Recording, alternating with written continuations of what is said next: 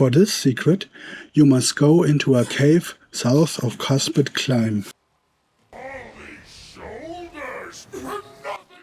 A single cave dweller lives in this cave, and his deadbolt starts the quest. Sansibart, forgive me. Now, the task takes us to the north of the Stone Blood Forest. The fastest way to get there is via the Snowy Wells safe house, if it has already been unlocked. Mighty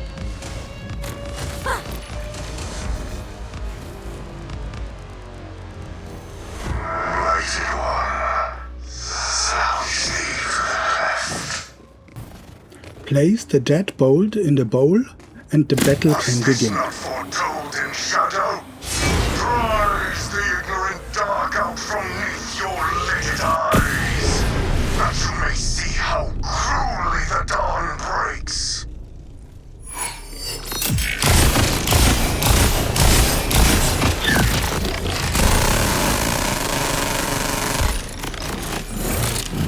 My oath is fulfilled.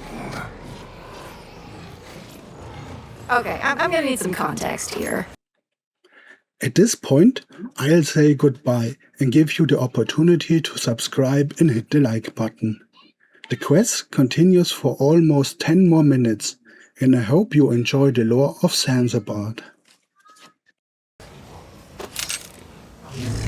And so, a warrior forever fallen found manumission in the dust-clawed caves.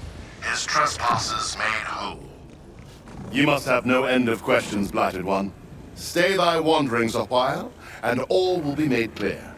You're owed that much, at the least.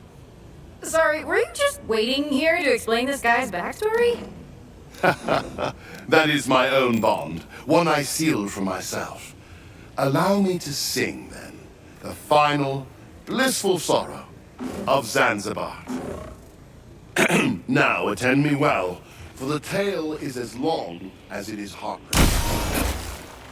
Eons ago, in the age of Argentas, there were first planted in the starry heart of Galestrian the seeds of the 9 sorrows.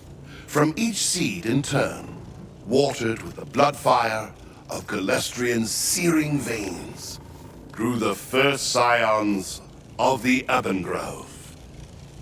9 roots of 9 trees grappled for supremacy in Galestrian's soil flesh.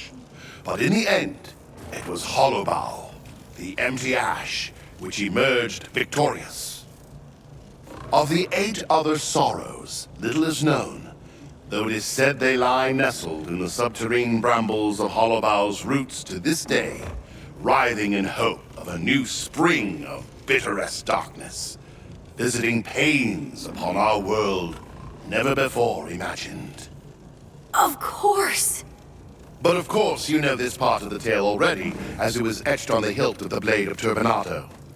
What that text leaves out is that Chrysanthus Widowmane, yes, the very same who cruelly wove the garland of the sun round Galestrian's pale crown, was present at the felling of ours. You see, after the Ebon Grove took root, Galestrian's heart star guttered to little more than an ember, as Hollowbow devoured ever more of his light. Each spring, a fresh sapling of blackest ash rose from the rotten loam of Galestrian's carcass. And each autumn, a new leaf of sorrow trembled from the heavens to trouble our world. Each leaf manifesting a new suffering, heartache, mourning, hunger, FOMO. Endless were their number, and endless was our despair. Until there emerged a hero. Ah, you know of whom I speak. Sansibart, echo of the first thunder, he who trained Chrysanthus to lend his voice to the longing choir in the forbidden harmonies of the Red Requiem. Stunned by the revelation, are you? Yes, it's writ plain on your face. For the longing choir and their number are well known, and Chrysanthus is not counted among them. Well, allow me to dispel your confusion, for you see, Chrysanthus was known by another name in those ages past. Xanthistrel. I knew it! Yes, Xanthistrel the Antiphon and Chrysanthus are one and the same. After Zanzibar's sacrifice destroyed Xanthistrel, he arose anew. But I'm straying far afield of the matter at hand. It was Sansibart who trekked across the Shatterglass Plain, who navigated the Amber Labyrinth, who stared the withering Canoness down from her Celestine throne to reach Galestrian's Barrow and the Ebon Grove within. And while the trials of Sansibart are oft discussed, rarely do even the most wizened of sages ask, why? Why did Sansibart embark? The answer is clear to anyone who has pored over reams of flavor text as I have. Xanthistrel was Zanzibar's fiercest rival and dearest friend, as near to one another as their own shadows, and likewise as warped when darkness fell. As the leaves of the Ebon Grove piled all about, littering our fields with a litany of sorrows, Xanthistrel wove into the red requiem a hidden melody, a counterpoint to the doleful tones of all the world's anguish, and laced with a whisper of his very soul. When next the chapel chant voices of the longing choir rang out, it was too late. The music ensnared Sansibart and compelled him to Xanthistrel's bidding. And it was then, with his new power, Xanthistrel took the name Chrysanthus. Chrysanthus bound Sansibart in 7 soul-sworn oaths to halt the sorrows of Hollowbow by any means, ensuring that neither would ever know rest, whilst the oaths went unfulfilled.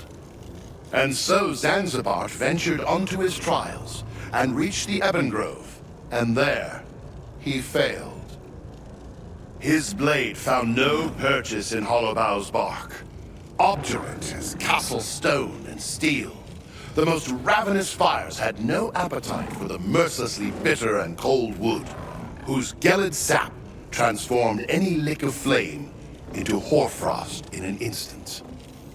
And so Sansibart sought another path, saving our world while dooming us all. He dug into the sodden earth of the Ebon Grove, first by inches, then by miles, and then back to inches, and then cubits for a while, until he reached the tangle of the 9 sorrowful roots, of which only Hollowbow had full grown. And there he tasted but a drop of the root sap of the other 8, savoring each sorrow in turn until he had the measure of them. And there he discovered Nevergreen, the hemlocked gate. And Sansibart wept, for his oath would soon be fulfilled, and though he would be free of Chrysanthus, his betrayer, so too would he be free of Xanthistrel, his beloved. With his tears, Sansibart watered Nevergreen, nourishing it on the very sorrows that Hollowbow had strewn for ages. And Nevergreen grew, not to full strength, but enough to brew its insidious poison. For you see, Nevergreen bore the sorrow of stasis, of paralysis and petrification, of ceaseless torment. And though Hollowbow would never knowingly sip of Nevergreen's roots, its thirst for blood was boundless. Sansibart ate from Nevergreen's wood, passing through the hemlocked gate into eternity, but not before opening his veins to the ravening roots of Hollowbow. Thus from Zanzibart's crimson cup did Hollowbow taste of Nevergreen's poison, and with it, a taste of the heady brew of betrayal. Even a drop of his heart wine was near enough to halt Hollowbow's passage through seasons entirely, such that never more has a single leaf fallen from its branches. Zanzibar's triumph was heralded far and wide, and he was hailed as a hero, and Chrysanthus lauded in his turn as his dearest friend, and consoled for his pain at Sansibart's loss. Most thought him dead, though a scant few scholars suspected elsewise. And in a long-forgotten cave, Chrysanthus built a tomb in the hopes of one day finding his rest with his wearied companion. In the end, however, with Sansibart preserved, Chrysanthus too was doomed to unending. Even after his body perished from this world, his spirit lingered on as a myrmidon, bound through the Red Requiem and Sansibart's oaths. It was long said that, should he ever find his rest to join Sansibart, their oaths would be fulfilled, and they might know a measure of peace at last. But until now, it was thought to be idle fancy and myth. Now you know the lord of it, and you would do well not to forget.